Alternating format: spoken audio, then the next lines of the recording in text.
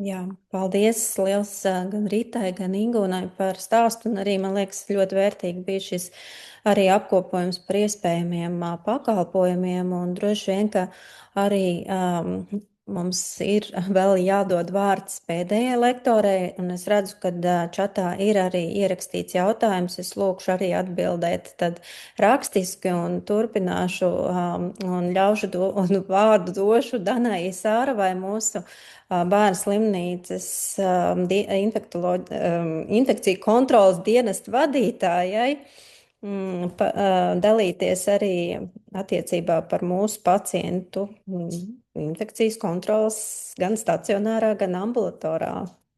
Paldies, Dani, jums Jā, vārds. labdien, labdien visiem! Es tūlītās arī pieslēgšu savu prezentāciju. Jūs man parādiet ar pirkstu šādi augšā vai lejā, vai viss ir redzams un viss ir redzams, un ne? Tā vajadzētu būt brīnišķīgi. Paldies!